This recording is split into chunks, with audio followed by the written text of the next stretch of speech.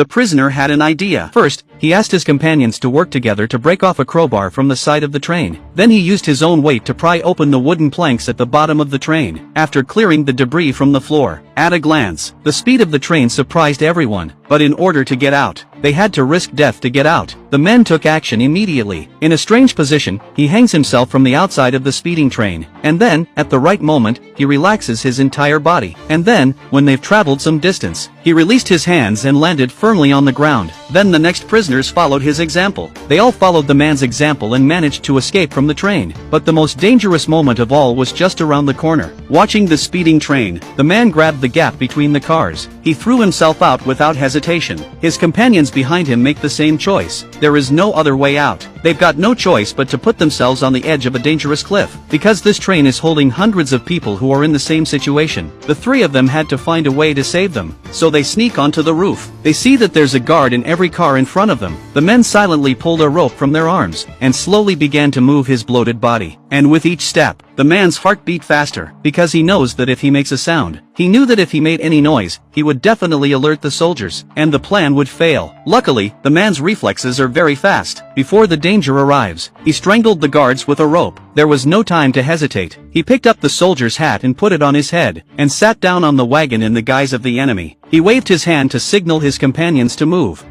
When he saw that the time was right, the companion immediately ran on the roof of the car with his back to the ground. He knew that this opportunity would soon disappear, so he had to do it fast. But then something happened. The train slowed down as fast as the eye could see. The prisoner backed away from the train, and hid in the gap between the cars. When the train came to a complete stop, the guards got off the train and stretched their legs, and under the cover of night, the man disguised as the enemy was not recognized. Instead, under the cover of his skin, his companion killed one of the guards, and then when the enemy was not paying attention, opened a carriage, and released the prisoners inside. With the support of their men, the men were no longer afraid of the armed German guards. They crept under the wagon. They were ready to fight back. Narrator, the prisoners worked in pairs. Then they jumped off the train in unison. They jumped off the train and attacked the resting enemy. The guards were taken by surprise. Before they could react, their necks were snapped by the prisoners in the darkness. So far, the POWs easily took control of the train, and had taken control of the top German officer, and found a beautiful female spy in the room. Just when the POWs thought they had the initiative, suddenly another German war train appeared behind them. The men realized that if they were caught in the crossfire, in enemy occupied territory, they would end up dead. So for the moment, they had to stay out of harm's way. Once the bodies had been cleared away, the prisoners took the driver and started the train again, and slowly pulled away from this place. But the next thing they knew was that the German officers had some bad news from the German officers, that in order to get the prisoners safely to their destination,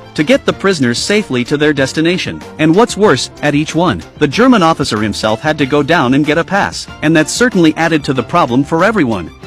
This man had an idea. Maybe by disguising himself as a German soldier. He thought that by disguising himself as a German soldier, he could get a train full of prisoners through a station full of enemies. He was already in Nazi territory. There was no time to think, but he had to do it. He changed into his uniform. He went to the station master with an air of superiority, but even with the rank of major, he didn't care. He held out his hand and began to ask for the man's identification. Just when the disguise was about to be exposed, the man suddenly had an idea.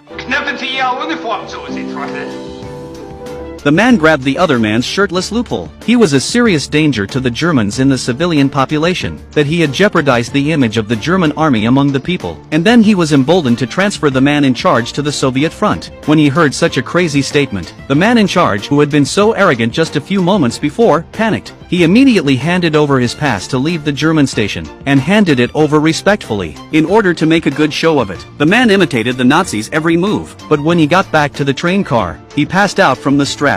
Although the first leg of the journey was uneventful, but the crowd was not happy. There were still 4 more German stations, waiting for them. A prisoner of war had a suggestion. A prisoner of war suggested a diversion, but that required the signature of the next station chief in writing. It was the only way to avoid attracting the attention of the enemy. The men continued to disguise themselves as German majors to confuse the station masters. The plan was supposed to be watertight, but then something unexpected happened.